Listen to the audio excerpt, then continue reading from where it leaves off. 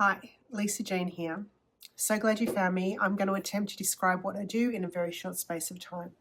If you are feeling powerless, if you're feeling disconnected, if you're in a relationship and you know that it's not going anywhere, or you're frustrated at the relationship dynamics that you have and you've tried everything, because let's face it, we have so much information around these days. It's not like we don't know. Okay, we know everything. Why can't we change these things? I'm going to suggest that's because we have been trained to stay in a relational paradigm that creates disconnection and actually prevents us from feeling the love and the care and the joy that we long to feel.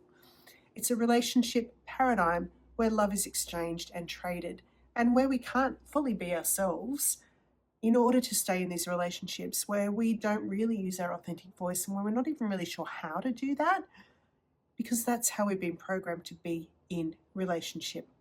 Often the dynamics that we have are repetitive, they're cyclical, and we can experience those dynamics not just with our partners, but with our children, with money, with our work, like everywhere. And they help us to feel powerless.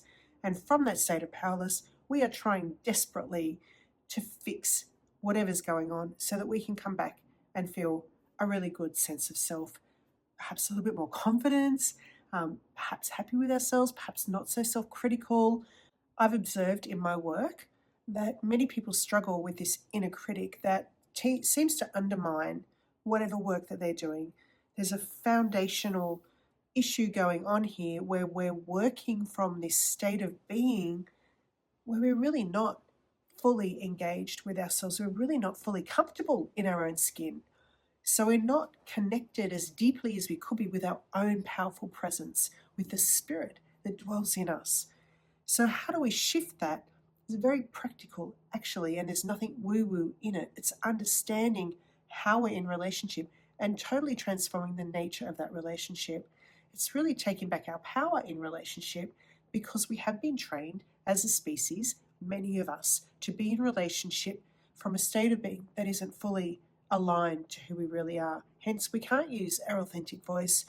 We may feel like we need to be a certain person in order to be accepted or loved, to feel safe. So what if we could, by learning some really practical processes, by removing the things that get in our way, and by that I mean these emotional activations, these emotional patterns that we've had, and these thinking patterns that we've had all along, let's remove them so we can find what remains and add focus and conscious awareness to this state of being that is empowered, that is joyful, that is harmonious. And let's see what happens when we live from that natural state, because that natural state in us can create more harmony, more love, more connection. I've watched this unfold with my clients. Some of my clients have said it's like magic. And sometimes it feels that it is, because we're not working from our head. We're not controlling a situation. We're not making something happen. There's another dimension that we're accessing, which has a lot to do with our spirit and our heart, and we're bringing that into our relationships to heal our relationships in a very practical way. We're looking at how we can prevent the things that have been going on for years and years and years so that we're not running the same patterns. We're circuit breaking those patterns, and we're infusing the relationships that we have with more light and joy and love. That sounds like something that interests you. Please reach out, book a consultation, or just send me an email. I'd love to connect with you. Sending you love.